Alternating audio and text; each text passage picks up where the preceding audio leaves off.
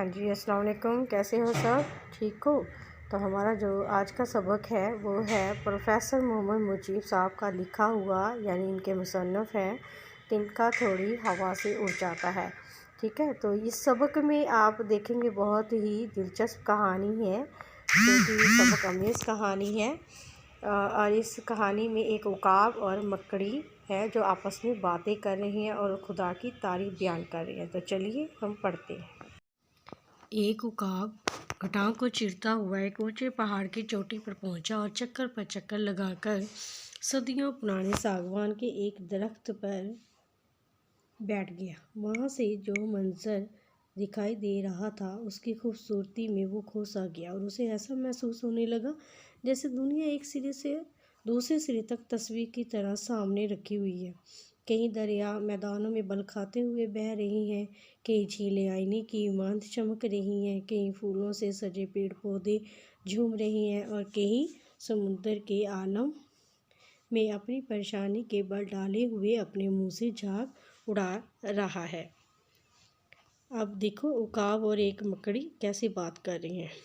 ऐ खुदा, उकाब ने आसमान की तरफ देखकर कहा, मैं किस तरह तेरा शुक्र अदा करूं। तूने मुझे परवास यानी उड़ने की ऐसी ताकत अता की है कि दुनिया में कोई बुलंदी नहीं जहां मेरी रसाई ना हो सके, यानी जहां तक मैं ना उड़कर पहुंच सकूं। इसी फितरत के हसीन मनाज़र का लुत्फ़ ऐसे मुकाम पर उठा सकता हूँ जहाँ किसी और का गुज़र मुमकिन नहीं। उकाब और कुछ कहना चाहता था कि नज़दीक ही एक मकड़ी बोल उठी, ए उकाब, तू आखिर क्यों अपने मुंह मियाँ मिट्ठू बनता है? क्या मैं तुझसे कम हूँ? इस आवाज़ पर उकाब चौकन्ना हुआ और इधर उधर नज़रें दौड़ाई। देखता क्या है कि नज़दीक ही एक मकड़ी बैठी जाला तन रही है। उकाब ने पूछा, तू इस सरबा फलक चोटी पर किस तरह पहुंची? वो परिंदा जो अपनी बुलंद परवासी पर नाश करते हैं वो भी यहाँ तक पहुँचने का हौसला रेंगती यहाँ तक आ गई।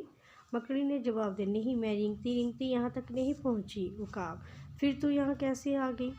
मकड़ी, जब तू उड़ने लगा मैं तेरी दुम से चिपक गई। इस तरह तूने खुद मुझे यहाँ तक पहुँचा दिया, लेकिन अब मैं तेरी मदद के बगैर यहाँ तेरे बराबर ठहर सकती हूँ। तो अकेला ही यहाँ सर बुलंद नहीं, मैं भी तेरे साथ हूँ।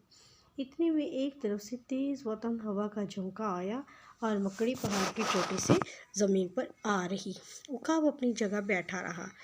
दुनिया में ऐसे आदमी भी हैं जो मकड़ी की खसलत के होते हैं और अपने किसी हुनर या अपनी किसी काबिलियत के बगैर किसी बड़ी शख्सियत से चिमट कर समाज में अपना मुकाम पैदा कर लेते और सीना फुलाकर ऐसा चलते हैं गोया उन्होंने अपनी ज़ाती जौहर की वजह से ये मुकाम हासिल किया है।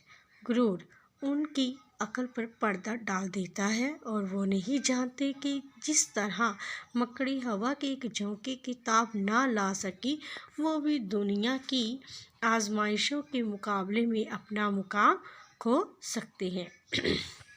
तो देखा आपने इस कहानी में उकाब और मकड़ी की कहानी, और लास्ट में जो हमें ये पैराग्राफ दिया गया है इसमें क्या बताया गया है कि हमें भी किसी और का सहारा लेकर अपना मुकाम नहीं बनाना चाहिए, बल्कि हमें खुद अपना मुकाम खुद बनाना चाहिए।